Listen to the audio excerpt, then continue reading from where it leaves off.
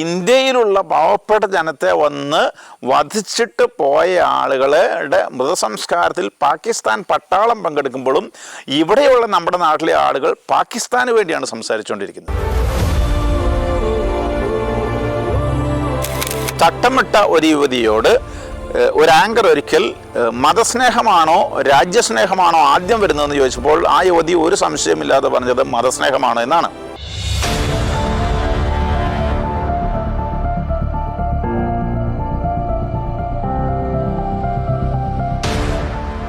എന്താണ് നമ്മുടെ കേരളത്തിലെ യുവജനങ്ങൾക്ക് സംഭവിക്കുന്നത്? ഭാരതമെന്ന് കേട്ടാൽ അഭിമാനപൂരിതമാകണം അന്തരംഗം. കേരളമെന്ന് കേട്ടാലോ തിളയ്ക്കണം ചോര ഞരമ്പുകളിൽ. ഇപ്രകാരം പാടിയ മഹാകവികളുള്ള നമ്മുടെ നാട്ടിൽ രാജ്യത്തോട് ഒരു പ്രതിബദ്ധതയുമില്ലാത്ത ഒരു യുവതലമുറയാണോ വളർന്നു വരുന്നത്? ഈ യുവതലമുറയുടെ നിസ്സംഗതയുടെ പിന്നാമ്പുറങ്ങൾ തേടുകയാണ് ഷെക്കന ന്യൂസ്. തുറന്നു പറഞ്ഞ തറയക്കടവിലച്ചൻ. അച്ഛാ, നമ്മുടെ ഈ ഇന്ത്യ പാക് യുദ്ധവുമായി സംബന്ധിച്ചുകൊണ്ട് നമ്മുടെ കേരളത്തിൽ എന്താണ് ഇപ്പോൾ സംഭവിച്ചുകൊണ്ടിരിക്കുന്നത്? ഷെക്കിന പ്രേക്ഷകർക്ക് നമസ്കാരം.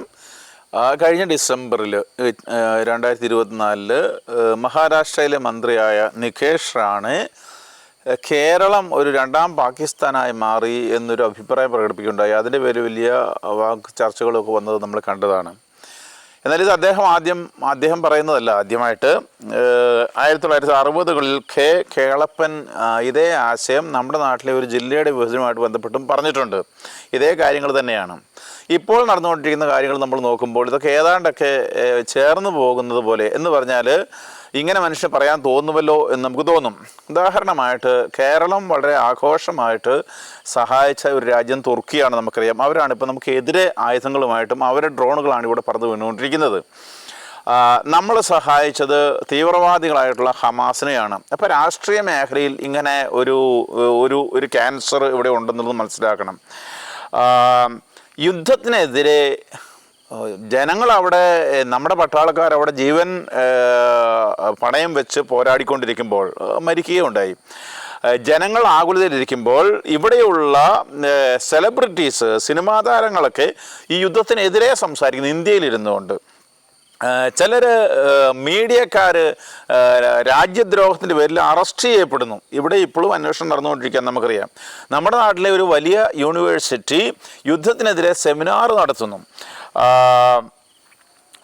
ഈ യുദ്ധം ഇങ്ങനെ കൊടുമ്പിരിക്കൊണ്ടിരിക്കുമ്പോഴും രാഷ്ട്രീയ നേട്ടം കൊയ്യാനായിട്ട് ചില രാഷ്ട്രീയ നേതാക്കന്മാർ, തീർച്ചയായിട്ടും നല്ല രാഷ്ട്രീയ നേതാക്കന്മാരും ഈ പറയുന്നത് എല്ലാ മേഖലയിലും നല്ല ആളുകൾ ഇഷ്ടംപോലെയുണ്ട്. പക്ഷേ ചില രാഷ്ട്രീയ നേതാക്കന്മാർ ഇത് സ്വന്തം കാര്യത്തിലേക്ക് പോയിന്റ് കൊണ്ടുവരാം, അല്ലെങ്കിൽ സീറ്റ് ഉറപ്പിക്കാവുന്ന കാര്യത്തിന് വേണ്ടി പരിശ്രമിച്ചുകൊണ്ടിരിക്കുന്നു.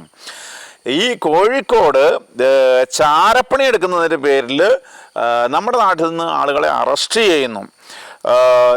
ഇതിൻ്റെ എല്ലാം കൂടെ നമ്മൾ കാണുന്ന ഒരു വാർത്ത എന്ന് പറയുന്നത് നമ്മുടെ നാട്ടിൽ വന്ന് ആളുകളെ വധിച്ചിട്ട് പോയിട്ടുള്ള ഭീകരരുടെ മൃതസംസ്കാരത്തിൽ പാക് പട്ടാളം പങ്കെടുക്കുന്നതുമാണ്. അപ്പോൾ ഈ ജനങ്ങൾ, നമ്മുടെ നാട്ടിലെ ഈ മനുഷ്യർ ആർക്ക് വേണ്ടിയാണ് സംസാരിക്കുന്നത്? തീവ്രവാദം അവിടുന്ന് ഇങ്ങനെ വളരെ രൂക്ഷമായിട്ട് അവർ പ്രവർത്തിച്ചുകൊണ്ടിരിക്കുമ്പോൾ അവർക്ക് വേണ്ടി സംസാരിക്കാനായിട്ട് എന്തുകൊണ്ടാണ് നമ്മുടെ നാട്ടിലെ ആളുകൾ, അത് എല്ലാ മേഖലയിലും ആളുകളുണ്ടെന്ന് ഓർത്തുകൊള്ളണം. ഇനി ഇതുമായിട്ട് ബന്ധപ്പെട്ട് വളരെ പ്രത്യേകമായിട്ട് ശ്രദ്ധ അർഹിക്കുന്ന ഒരു കാര്യമാണ്. ഇത് നമ്മുടെ യുദ്ധം നടന്നത് 7-ാം തീയതി മുതൽ 10-ാം തീയതി വരെയാണ്. അതിനുശേഷം പിന്നെ ചില കാര്യങ്ങൾ നടക്കുന്നത് മാത്രമേ ഉള്ളൂ. 8-ാം തീയതി തിരുവനന്തപുരത്ത് നടന്ന ഒരു പരിപാടിയിൽ, ഊന്നൻകല്ലിൽ നടന്ന പരിപാടിയിൽ, അവിടെ ഒരു പ്രോഗ്രാം നടക്കുകയാണ്. ഈ പ്രോഗ്രാമിന് പാടാൻ വരും എന്നറിയിച്ചിരുന്നത്, അല്ലെങ്കിൽ പ്രോഗ്രാം ചെയ്തിരുന്നത് വേടനാണ്. ഈ വേടൻ അവിടെ പ്രോഗ്രാം എല്ലാം സെറ്റ് ചെയ്ത് കഴിഞ്ഞപ്പോൾ അവിടെ ഒരാൾ അത്യാഹിതം ഉണ്ടായി മരിച്ചുപോയപ്പോൾ രണ്ട് കാര്യങ്ങൾ: ഒന്ന്, ഇവിടെ യുദ്ധം നടന്നുകൊണ്ടിരിക്കുന്നു; രണ്ട്, അവിടെ ആ സ്റ്റേജിൽ ഒരാൾ മരണപ്പെട്ടു. അപ്പോൾ തീർച്ചയായിട്ടും പ്രോഗ്രാം അവിടെ നടക്കാൻ സാധ്യതയില്ലല്ലോ. അപ്പോൾ അവിടെ നിന്ന് ജനങ്ങൾ വളരെ രൂക്ഷമായിട്ട് രോഷാകുലരായിട്ട് പ്രശ്നം ഉണ്ടാക്കുകയും ചെളിവാരിയെറിയും തമ്മിത്തല്ലും അതുപോലെ തന്നെ ഇഷ്ടിക പെറുക്കിയെറിയുക ഇങ്ങനെയുള്ള കാര്യങ്ങൾ ചെയ്യുന്നു. അപ്പോൾ ഈ ജനങ്ങൾ ഏത് നാട്ടിലാണ് ജീവിക്കുന്നത്? ഇവിടെ എന്താണ് ചിന്തിക്കുന്നത്? ഇതാണ് വാസ്തവത്തിൽ നമ്മളെ ആകുലപ്പെടുത്തേണ്ട കാര്യം. ഒരു ഭാഗത്ത് യുദ്ധം നടന്നുകൊണ്ടിരിക്കുന്നു. ഈ യുദ്ധത്തിൽ ബോംബ് എവിടെയും വന്ന് വീഴാം, ഇന്ത്യയിൽ പല ഭാഗത്തും വീഴാമല്ലോ. പ്രത്യേകിച്ച് അതിർത്തിയുള്ള ജനങ്ങൾ ആകുലതയിലാണ്. നമ്മുടെ പട്ടാളക്കാർ രാജ്യത്തിന് വേണ്ടി പോരാടിക്കൊണ്ടിരിക്കുന്നു.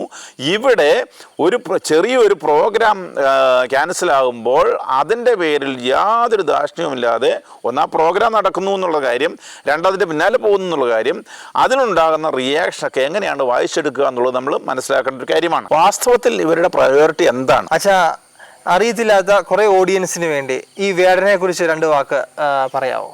അറിവില്ലാത്തവർക്ക് വേണ്ടി അത് പറയാം. ഇദ്ദേഹം ഒരു റാപ്പറാണ്, ഗാനരചയിതാവാണ്. സാമ്പത്തികമായിട്ടും സാമൂഹ്യമായിട്ടും ഒക്കെ പല വിധത്തിൽ പരാധീനതകൾ ഉണ്ടായിരുന്ന ഒരാളാണ്. ഇദ്ദേഹം സംസാരിക്കുന്നത് സാധാരണ സാമൂഹ്യ നീതിക്ക് വേണ്ടിയിട്ട്, ജാതി വ്യവസ്ഥയ്ക്കെതിരെ, ഇങ്ങനെയുള്ള വിപ്ലവകരമായ കാര്യങ്ങളാണ് സംസാരിക്കുന്നത്. 2020 ഇദ്ദേഹത്തിൻ്റെ വോയിസ് ഓഫ് ദ വോയിസിൽ, ശബ്ദമില്ലാത്തവരുടെ ശബ്ദം എന്നുള്ള മ്യൂസിക് ട്രാക്കിന് വലിയ പേര് കിട്ടുകയുണ്ടായി. അപ്പം നമ്മുടെ സിനിമാ മേഖലയിലൊക്കെ ഇദ്ദേഹം ആക്റ്റീവാണ്. ഇനി ഇദ്ദേഹത്തിൻ്റെ പേര് നമുക്ക് നെറ്റിലൊക്കെ കിട്ടുന്നതാണ്. 2021 ഇദ്ദേഹത്തെ നമുക്ക് വളരെ ഒരു നോർമലായിട്ട് കണക്കാക്കാൻ പറ്റില്ല. 2021 ലൈംഗിക അതിക്രമത്തിന് കുറ്റാരോപിതനായിട്ട് മീഡിയയിൽ വലിയ ബഹളമൊക്കെ ഉണ്ടായിരുന്നു. അത് സമയത്ത് അദ്ദേഹം ക്ഷമാപണം പബ്ലിക്കായിട്ട് പറഞ്ഞു. പക്ഷേ ഇതിൻ്റെ ഇരകളോടൊന്നും പറഞ്ഞില്ല എന്നൊക്കെയുള്ള ആരോപണമൊക്കെ പിന്നീട് വരികയുണ്ടായി. ഇദ്ദേഹം എല്ലാ സ്റ്റേജുകളിലും മയക്കുമരുന്ന് ഉപയോഗിക്കരുതെന്നൊക്കെ പറഞ്ഞുകൊണ്ടിരുന്ന ആളാണ്. പക്ഷേ ഈ 2025 ഏപ്രിൽ 28 ഇദ്ദേഹത്തെ മയക്കുമരുന്നിൽ അറസ്റ്റ് ചെയ്യുകയും ചെയ്തു. അപ്പോൾ ഇതിനകത്തൊരു ചെറിയൊരു ഒരുമിച്ച് ചേരാത്ത ഒരു പ്രശ്നങ്ങളൊക്കെ ഉണ്ട്. അതുപോലെ തന്നെ ഇദ്ദേഹം ഒരു പുലിയുടെ പല്ല് പതക്കമായിട്ട് ഉപയോഗിക്കുന്നു എന്ന് പറഞ്ഞുകൊണ്ട് വന്യജീവി സംരക്ഷണ നിയമം അനുസരിച്ച് കേസൊക്കെ എടുത്തിട്ടുണ്ട്. ജാമ്യമൊക്കെ കിട്ടി നിൽക്കുകയാണ്. അപ്പോൾ ഇദ്ദേഹം ഇങ്ങനെ നമ്മൾ പറയുക, ഒരു കാര്യം ചെയ്യരുതെന്ന് പറയുന്നത് തന്നെ ചെയ്തുകൊണ്ടിരിക്കുന്നതിനകത്തൊരു സാധാരണ രീതി അല്ലാത്തൊരു പ്രവർത്തന മേഖലയുണ്ട്. അദ്ദേഹം അറസ്റ്റ് ചെയ്യപ്പെടുകയും ചെയ്തതാണ്. ഇതിനകത്ത് ചെറിയൊരു ഡിസോറിയൻറ്റേഷൻ നമുക്ക് കാണാനായിട്ട് കഴിയും. അതുകൊണ്ടാണല്ലോ ഇങ്ങനെ പ്രവർത്തിക്കുന്നത്. യുദ്ധകാലത്ത് പോലും നമ്മുടെ രാജ്യത്തിൻ്റെയും നമ്മുടെ സുരക്ഷയേക്കാൾ കൂടുതലൊരു പ്രാധാന്യം എങ്ങനെയാണ് ഇയാൾക്ക് ഈ ജനത്തിൻ്റെ ഇടയിൽ കിട്ടിയത് എന്നാണ് ചോദ്യം. അച്ഛൻ പറയുകയുണ്ടായി ഇയാളെ എല്ലാവരുടെയും ആകർഷണം പിടിച്ചു പറ്റുന്നുവെന്ന്. അപ്പോൾ എന്തുകൊണ്ടായിരിക്കാം ഇയാൾ ഈ യുദ്ധകാലത്ത് പോലും ഇങ്ങനെ മറ്റുള്ളവരാൽ ആകർഷിക്കപ്പെടുന്നത്? സാധാരണഗതിയിൽ നമ്മൾ ഇതിനെക്കുറിച്ചൊരു അന്വേഷണം നടത്തുകയാണെങ്കിൽ ഈ ഡിസോറിയൻറ്റഡ് ആയിട്ടുള്ള ആളുകൾ, സെലിബ്രിറ്റീസ്, ഈ സമൂഹത്തിലെ ചില ആളുകളെ ആകർഷിക്കുന്നത് കാണാം. ഉദാഹരണമായിട്ട് സാമൂഹികമായ സാംസ്കാരികമായ വിഷമസന്ധികൾ നേരിടുന്ന ആളുകൾ, സ്വന്തം വ്യക്തിത്വം കണ്ടെത്താൻ പാടുപെടുന്ന ആളുകൾ, വൈകാര പ്രശ്നങ്ങളും പ്രതിസന്ധികളും നേരിടുന്ന ആളുകളൊക്കെ, ഇങ്ങനെയുള്ള പ്രത്യേകിച്ച് യുവജനങ്ങൾ ഈ വിധത്തിലുള്ള ആളുകളാൽ ആകർഷിക്കപ്പെടുന്നു എന്ന് മനഃശാസ്ത്രപരമായിട്ട് ഒരു തത്വമുണ്ട്. ഇനി ഇതുപോലെ തന്നെ ഇങ്ങനെയുള്ള ആളുകൾ സാധാരണ ഇപ്പോൾ ഇദ്ദേഹം ചെയ്തതുപോലെ പാരമ്പര്യ ചിന്തകളെയൊക്കെ തകിടം മറിക്കുകയാണ്. പാരമ്പര്യ ചിന്തകളെ നിരാകരിക്കുന്ന ഒരു നല്ല വിഭാഗം യുവജനങ്ങൾ എല്ലാ കാലത്തും എല്ലാ സ്ഥലത്തും ഉണ്ടായിരിക്കും. കാരണം യുവജനങ്ങൾ സാധാരണ അന്വേഷിക്കുന്ന സ്വാതന്ത്ര്യമാണല്ലോ. അപ്പോൾ ഇത് ചേർന്ന് പോകും. മറ്റൊരു കാര്യം എന്താണെന്ന് ചോദിച്ചാൽ, ഇപ്രകാരമുള്ള സെലിബ്രിറ്റികളെ പ്രത്യേകിച്ച് മാനസിക പ്രശ്നങ്ങളുള്ളവരും ഡ്രഗ് അഡിക്ട്സ് ആയിട്ടുള്ളൊരു ആളുകളുമായിട്ടുള്ളവർ ഇങ്ങനെയുള്ളവരെ ഈ മീഡിയ കണ്ടമാനം റൊമാൻറ്റിസൈസ് ചെയ്യും. അതെല്ലാ കാലത്തും നടന്നിട്ടുള്ളതാണ്. ഇവിടെ മാത്രമല്ല, പല സ്ഥലത്തും നടന്നിട്ടുണ്ട്. അങ്ങനെ ചെല്ലുമ്പോൾ ഇത് വളരെ രസകരമാണല്ലോ, വളരെ എളുപ്പമാണല്ലോ എന്നൊരു ചിന്ത പലരുടെയും മനസ്സിലേക്ക് കയറി വരും. കൂടാതെ ഇങ്ങനെയുള്ള മനുഷ്യർ ഏതെങ്കിലും കഷ്ടതകളിലൂടെ പ്രയാസത്തിലൂടെ കടന്നു പോകുമ്പോൾ, അങ്ങനെ പലരും ഉണ്ടായിരുന്നു, കടന്നു പോകുമ്പോൾ ഇവരെ രക്ഷിക്കണം എന്ന് പറയുന്ന ഒരു സേവിയർ കോംപ്ലക്സ് എന്ന് പറയും, പാരാസോഷ്യൽ റിലേഷൻഷിപ്പ് ഇവരുമായിട്ട് ഈ ജനത്തിനുണ്ടാകുമെന്നാണ് പറയുന്നത്. ഇങ്ങനെയുള്ള പല കാരണങ്ങളാലും ഈ ജനങ്ങൾ, പിന്നെ ഇതൊരു കലയുടെ ട്രെൻഡാണെന്ന് വിചാരിക്കും ആളുകൾ, ഇങ്ങനെ പല വിധത്തിലും ഇവർ ആകർഷിക്കപ്പെടാറുണ്ടെന്നാണ് നമ്മൾ സാധാരണ ഇതിനെക്കുറിച്ച് അന്വേഷണം നടത്താൽ മനസ്സിലാകുന്നത്. നമ്മുടെ നാട്ടിൽ ഇതിന് പറ്റിയ മറ്റൊരു ഉദാഹരണമാണ് തൊപ്പിയെന്ന് അറിയപ്പെട്ടിരുന്ന അദ്ദേഹത്തെക്കുറിച്ച് അറിയാവുന്നവർക്ക് പറയാവുന്നത്. സാധാരണ ഈ ഭാഷയിൽ നിന്ന് വ്യത്യസ്തമായിട്ട് വളരെ താഴ്ന്ന രീതിയിൽ സംസാരിക്കുക, ഈ പറയുന്ന ലോക്കലായിട്ടുള്ള ഭാഷകൾ സംസാരിക്കുക, മീഡിയയിലൂടെ സംസാരിക്കുക, ഇങ്ങനെ പല കാര്യങ്ങളും ഇദ്ദേഹം ചെയ്തിരുന്നു. പ്രധാനപ്പെട്ട ആളുകളൊക്കെ അദ്ദേഹം അധിക്ഷേപിച്ച് സംസാരിച്ചിരുന്നു. ഒരിക്കൽ ഞാനൊരു വീഡിയോയുടെ തമ്പ് കണ്ടത് മാർപ്പാപ്പയെ അധിക്ഷേപിച്ചു എന്ന് പറഞ്ഞുകൊണ്ടൊരു തമ്പാണ്. അപ്പോൾ അദ്ദേഹം പോയ കാറ് ഒരു ബസ്സുമായിട്ട് ഉരഞ്ഞു എന്ന് പറഞ്ഞുകൊണ്ട് ഉടനെ തോക്കെടുത്ത് ചൂണ്ടി. അപ്പോഴാണ് അദ്ദേഹം അറസ്റ്റ് ചെയ്യപ്പെടുന്നത്. ഇദ്ദേഹം രാസലഹരി കേസിൽ ഒളിവിലായിരുന്നു. അദ്ദേഹത്തിൻ്റെ വീട്ടിൽ തന്നെ ഇത് കണ്ടെത്തിയിട്ടുണ്ട്. അപ്പോൾ ഇങ്ങനെയുള്ള മനുഷ്യർ, ഇദ്ദേഹം ഈ ഉദ്ഘാടന സമരമൊന്നും പറഞ്ഞുകൊണ്ട് നാട് മുഴുവൻ ബ്ലോക്കായ കാര്യമൊക്കെ നമ്മൾ വാർത്തയിൽ വായിച്ചതാണ്. പിന്നെ ഇദ്ദേഹം ഈ അനുവാദമില്ലാതെ ഇങ്ങനെ യുവജനങ്ങൾ വെച്ചു കൂട്ടി എന്നൊക്കെ പറഞ്ഞുകൊണ്ട് ആരോപണങ്ങളുണ്ടായിരുന്നു. അപ്പോൾ ഇങ്ങനെയുള്ള ആളുകളെ എന്തുകൊണ്ട് ആകർഷിക്കുന്നു വെച്ചാൽ മറ്റുള്ളവർ നോക്കുമ്പോൾ ഒന്നും കാണുകയില്ല, പക്ഷേ ഇദ്ദേഹത്തെ ആകർഷിക്കപ്പെടുന്നു അല്ലെങ്കിൽ ഇങ്ങനെയുള്ളവരെ ആകർഷിക്കുന്നു എന്നുള്ളൊരു കാര്യം ഈ ലോകത്ത് നടക്കുന്നുണ്ട്. അച്ഛാ, ഇത്തരത്തിലുള്ള ആളുകളും അതിൻ്റെ സ്വാധീനങ്ങളും കേരളത്തിന് പുറത്ത് അല്ലെങ്കിൽ ഇന്ത്യക്ക് പുറത്ത് നമുക്ക് കാണാൻ സാധിക്കുമോ? തീർച്ചയായിട്ടും ഇങ്ങനെയുള്ള ആളുകൾ ലോകത്ത് പലയിടത്തും ഉള്ളത് കൊണ്ടാണല്ലോ ഇങ്ങനെയുള്ള സ്റ്റഡീസ് നമ്മൾ കാണുന്നത്. ഉദാഹരണം പറയുകയാണെങ്കിൽ 2000 ആരംഭത്തിൽ വളരെ ഫേമസ് ആയിട്ട് വന്ന ഒരാളാണ് ബ്രിട്ടണി സ്പിയേഴ്സ് എന്ന് പറയുന്നത്. പക്ഷേ മാനസികമായിട്ട് ഈ ഇച്ചിരി പ്രശ്നങ്ങളൊക്കെ ഉണ്ടായിരുന്ന ആളാണ് ഇദ്ദേഹം. 2007 മുടിയെല്ലാം വടിച്ചു കളഞ്ഞ ഒരു സംഭവമൊക്കെ നമ്മൾ കണ്ടിട്ടുള്ളതാണ്. അല്ലെങ്കിൽ ലിൽ പീപ്പ് എന്ന് പറയുന്ന വിഷാദ രോഗിയായിട്ടുള്ള ഒരു മയക്കുമരുന്നിന് അടിമയായിട്ടുള്ള ഒരു ഗായകനുണ്ടായിരുന്നു അമേരിക്കയിൽ. ബില്ലി എയിലിഷ് എന്ന് പറയുന്ന മറ്റൊരു ഗായിക, ഇതും വിഷാദ രോഗിയാണ്. ആങ്സൈറ്റി ഉണ്ട്, ആത്മഹത്യാ പ്രവണതയൊക്കെയുള്ള ഒരാളാണ്. ബെസ്റ്റ് ഒറിജിനൽ സോങ്ങിനുള്ള അക്കാഡമി അവാർഡ് 2022 കിട്ടിയ ആളാണ്. ജസ്റ്റിൻ ബീബർ, ഇങ്ങനെ കുറേ ആളുകൾ ലോകത്ത് നമ്മൾ പേര് കേട്ടിട്ടുള്ള പ്രശസ്തരായിട്ടുള്ള ആളുകൾ ഈ വിധത്തിലുള്ളവരുണ്ട്. അതുകൊണ്ട് ഇത് ഒരു ഫെനോമെനാണ് ലോകത്ത് കാണുന്നത്. അത് എങ്ങനെ ആളുകളെ ആകർഷിക്കുന്നു എന്നുള്ളതും യാഥാർത്ഥ്യമാണ്. അച്ഛാ, ഈ സാധാരണ സമയങ്ങളിൽ ഇങ്ങനെ ഇൻഫ്ലുവൻസേഴ്സിന് കൂടെ നമുക്ക് കാണാൻ സാധിക്കും പോകുന്നത് യുവജനങ്ങൾ. പക്ഷേ ഇന്ത്യ പാക് യുദ്ധത്തിൻ്റെ സമയത്ത് പോലും അവർ ആ യുദ്ധം എങ്ങനെയായിരിക്കും, നമ്മുടെ മാതൃരാജ്യത്തുള്ള യുദ്ധത്തെക്കുറിച്ച് ചിന്തയില്ലാതെ ഇതുപോലെയുള്ള ഇൻഫ്ലുവൻസേഴ്സിൻ്റെ പുറകെ പോകുന്ന ഒരു കാഴ്ച, അതിന് പിന്നിൽ എന്തായിരിക്കും? നമ്മുടെ യുവജനങ്ങൾ ഇങ്ങനെ പോയത് എന്തുകൊണ്ടെന്ന് ചോദിച്ചാൽ എനിക്ക് മറ്റൊരു കാര്യമാണ് ഓർമ്മ വരുന്നത്. കുറച്ച് നാളുകൾക്ക് മുമ്പ് ചില വീഡിയോസൊക്കെ വന്നിരുന്നു.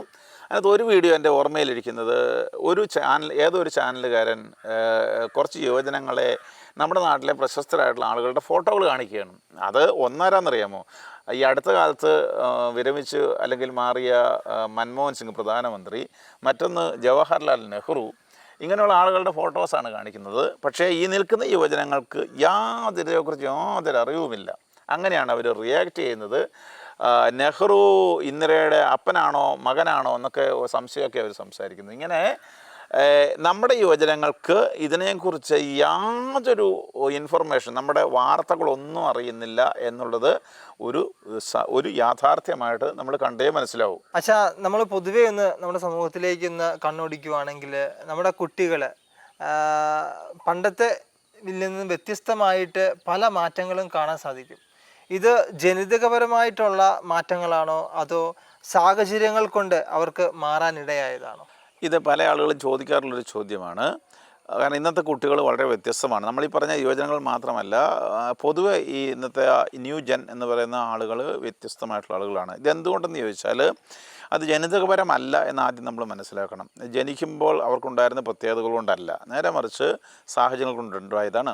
അതെങ്ങനെ മനസ്സിലാക്കാം എന്ന് ചോദിച്ചാൽ, ഈ 1999 സുഗത മിത്ര എന്ന് പറയുന്ന ഒരു മനഃശാസ്ത്രജ്ഞൻ വളരെ പ്രശസ്തമായിട്ടുള്ള ഒരു പരീക്ഷണം നടത്തിയിട്ടുണ്ടായി. ഡൽഹിയിലുള്ള ഒരു ചേരിയിൽ ഇദ്ദേഹം ആ ചേരിയുടെ ഭിത്തിയിൽ, അതായത് അതിർത്തി ഭിത്തിയിൽ എന്ന് ഞാൻ വിചാരിക്കുന്നു, അവിടെ വലിയൊരു കമ്പ്യൂട്ടർ മോണിറ്റർ അവിടെ ഫിറ്റ് ചെയ്യുകയും അത് ഒരു മൗസ് അവിടെ വയ്ക്കുകയും ചെയ്തു. ഈ കമ്പ്യൂട്ടർ ഇൻ്റർനെറ്റ് കണക്റ്റഡ് ആയിരുന്നു. 1999 ഓർക്കണം കേട്ടോ, കമ്പ്യൂട്ടർ വരുന്നതേ ഉള്ളൂ നാട്ടിലൊക്കെ. അപ്പോൾ എന്നിട്ട് കമ്പ്യൂട്ടറൊക്കെ ഉള്ളിലാണ്. അപ്പോൾ അവിടെ കുട്ടികൾ വരുന്നു. ഈ കുട്ടികൾ വരുന്ന ഉടനെ കുട്ടികൾക്ക് ആരും പറഞ്ഞു കൊടുത്തിട്ടില്ല, ഇവർക്ക് ഇതിൻ്റെ ഭാഷ അറിയത്തില്ല. ചേരിയിലുള്ള കുട്ടികളാണ്. ഇതിനകത്തുള്ള ഭാഷ ഇംഗ്ലീഷാണ്. ഇതെല്ലാം ആണെങ്കിലും കുറച്ച് കഴിഞ്ഞപ്പോഴത്തേക്കും ഈ കുട്ടികൾ അവിടെ നിന്ന് നെറ്റിൽ പോകാനായിട്ട് തുടങ്ങി. അതായത് അവർ ഒരു ഡിജിറ്റൽ ലിറ്ററസി നേടി കുറച്ച് കഴിഞ്ഞപ്പോഴത്തേക്കും പിന്നെ വന്നവരെയൊക്കെ പഠിപ്പിച്ചു തുടങ്ങി. ഇവർക്ക് ഇംഗ്ലീഷ്, അതായത് ഇത് ഇംഗ്ലീഷ് ഉപയോഗിക്കുന്ന ഈ കമ്പ്യൂട്ടറിൽ ഇംഗ്ലീഷിൽ കുറേ അധികം വാക്കുകൾ കുറച്ച് കഴിഞ്ഞപ്പോഴത്തേക്കും ഇവർ പഠിക്കുകയും ചെയ്തു എന്നുള്ളൊരു പരീക്ഷണം ഉണ്ടായിരുന്നു. സാഹചര്യമാണ് മാറ്റുന്നത്. ഇനി നമ്മുടെ ഇന്നത്തെ ലോകത്തിലെ പ്രത്യേകത, നമ്മുടെ കുഞ്ഞുങ്ങൾ ഡിജിറ്റലായിട്ടുള്ള ഒരു ലോകത്തിലേക്കാണ് ഇവർ ജനിച്ചു വീഴുന്നത്. ജനിച്ചു വീഴുമ്പോൾ ഇവർക്ക് ചുറ്റും ഇങ്ങനെ ഡിജിറ്റലായിട്ടുള്ള ഈ വസ്തുക്കൾ, അത് ഉപകരണങ്ങൾ കാണാനായിട്ട് കഴിയും. ഇനി ഇവർ എന്താണ് കാണുകയും കേൾക്കുകയൊക്കെ ചെയ്യുന്നത്? അവർക്ക് ഇഷ്ടമുള്ളതാണ്. ഇവരുടെ മീഡിയയിൽ പോകുന്നു, ഇഷ്ടമുള്ള കാര്യങ്ങൾ മാത്രം കാണുന്നു, ഇഷ്ടമുള്ളത് മാത്രം സംസാരിക്കുന്നു. മാത്രമല്ല ചെറുപ്പം മുതൽ ഇവർക്ക് കാര്യങ്ങൾ സംസാരിക്കാനും സ്വയം പ്രകടിപ്പിക്കാനും ഒക്കെ ഈ ഡിജിറ്റൽ ലോകത്ത് സാധ്യതകളുണ്ട്. അവർക്ക് പറ്റിയ ഗ്രൂപ്പ് കൂട്ടുകാരെ അവിടെ കിട്ടുകയും ചെയ്യും. അപ്പോൾ അവരെ ഇഷ്ടമുള്ള കാര്യങ്ങൾ തിരഞ്ഞെടുത്ത് അങ്ങോട്ട് പോകുന്നതാണ് ചെറുപ്പം മുതൽ ഈ കുട്ടികൾ കാണുന്നത്. മാത്രമല്ല ഇന്ന് ലോകത്ത് ഈ സാമ്പത്തികമായിട്ട് വലിയ ഒരു അരക്ഷിതാവസ്ഥയുണ്ട്. അതായത് നമുക്ക് 2000 മുതലുണ്ടായിട്ടുള്ള സാമ്പത്തിക മാന്ദ്യം, പിന്നെ കോവിഡൊക്കെ വന്നു കഴിഞ്ഞപ്പോഴത്തേക്കും ഒന്നിനും ഒരു സെക്യൂരിറ്റി ഇല്ല എന്നൊരു ചിന്ത ഒത്തിരി ഈ യുവജനങ്ങളുടെയും ആളുകളുടെയും മനസ്സിലുണ്ട്. അതുകൊണ്ട് തന്നെ ഇപ്പോൾ ഈ ഫ്രീലാൻസിങ് ആയിട്ട് ജോലി ചെയ്യുന്ന ആളുകൾ കൂടുതലാണെന്നാണ് പറയുന്നത്.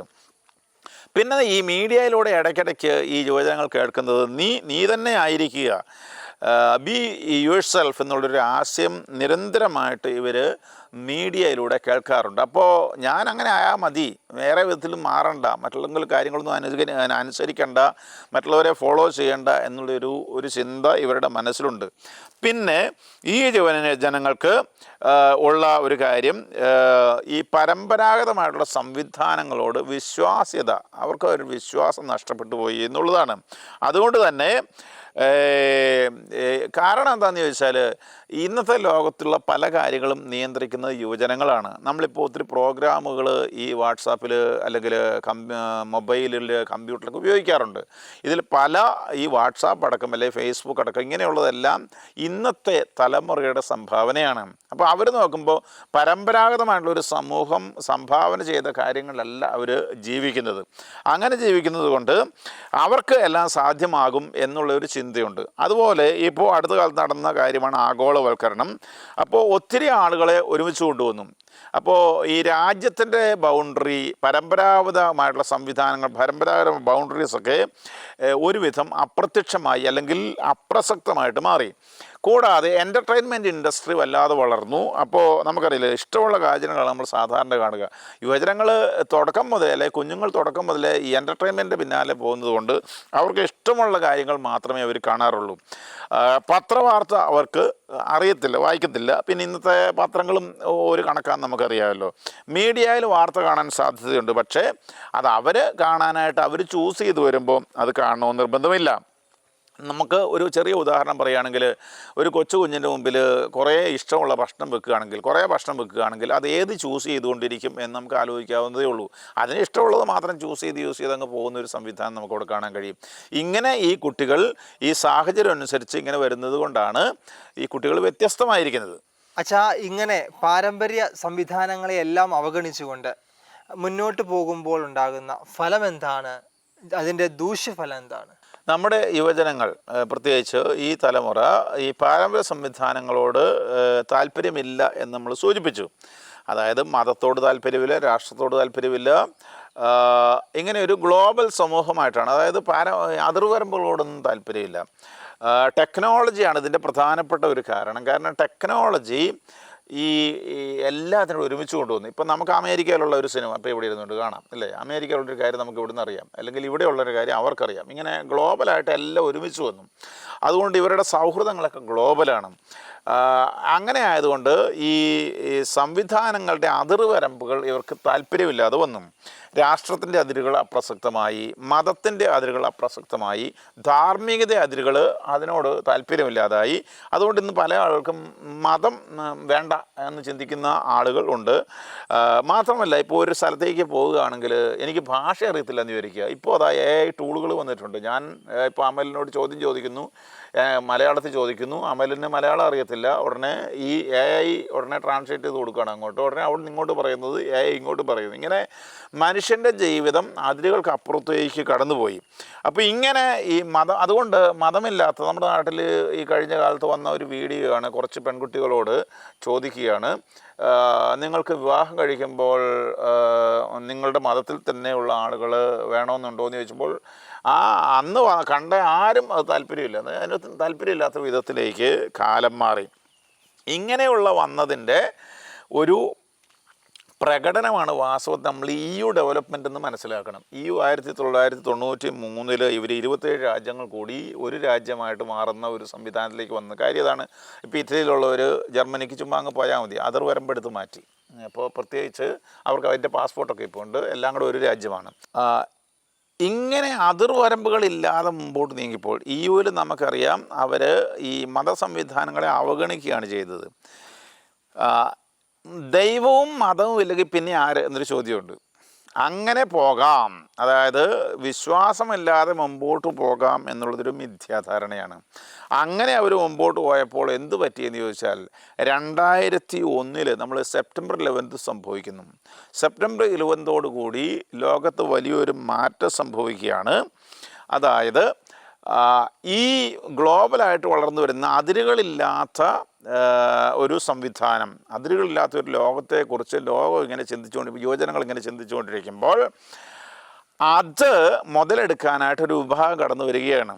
ഇപ്പം നമ്മുടെ നാട്ടിൽ ലവ് ജിഹാദ് നടക്കുന്നുണ്ടല്ലോ. ഈ യുവജനങ്ങളുടെ ഇടയിൽ ദൈവം കൊടുത്തതാണ് പരസ്പര ആകർഷണവും സ്നേഹവും ഒക്കെ. അപ്പോൾ അതൊരു വിവാഹ ജീവിതത്തിലേക്ക് എത്തിക്കേണ്ടതാണ്. അതിനാണ് നമ്മൾ ലവ് ജിഹാദിൽ മിസ്യൂസ് ചെയ്തുകൊണ്ട് ആളുകളെ ചതിക്കുന്ന സംവിധാനം ഉണ്ടായത്. ഇതുപോലെ തന്നെ ഏകലോകം എന്നുള്ള ഈ ചിന്തയെ മിസ്യൂസ് ചെയ്തുകൊണ്ട് കടന്നു വന്നതാണ് പല ഇസ്ലാമിക ടെററിസ്റ്റായിട്ടുള്ള ഗ്രൂപ്പുകളും. ഈ അൽ-ഖൈദ, ISIS,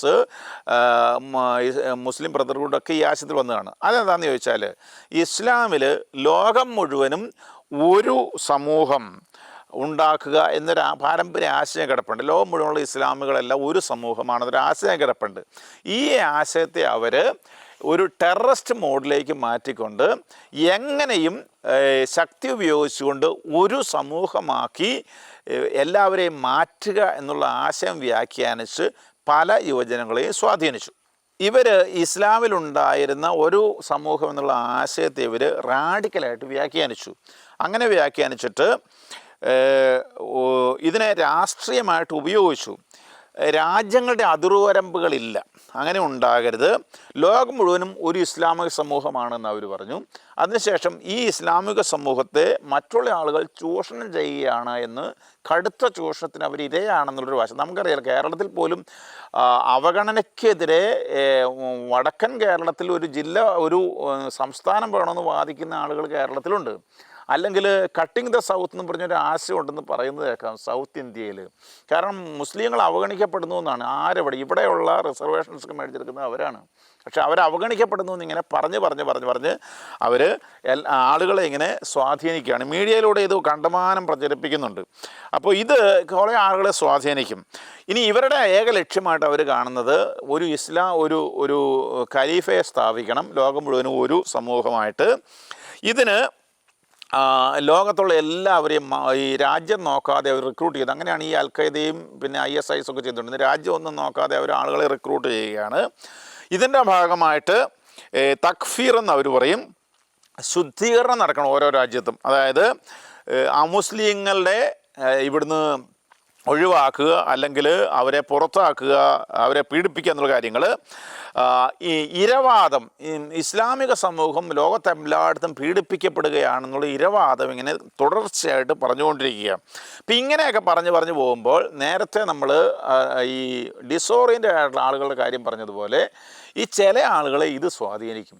അങ്ങനെ സ്വാധീനിക്കപ്പെട്ട ആളുകളാണ് ഇങ്ങനെ രാഷ്ട്രീയവൽക്കരിക്കുക, എന്താണ് ഈ തീവ്രവാദത്തിലേക്ക് ചെന്നപ്പെടുന്നത്. നമ്മുടെ നാട്ടിൽ ഒരു ഹബ്ബായിട്ട് മാറിയിട്ടുണ്ടെന്ന് അറിയാമല്ലോ.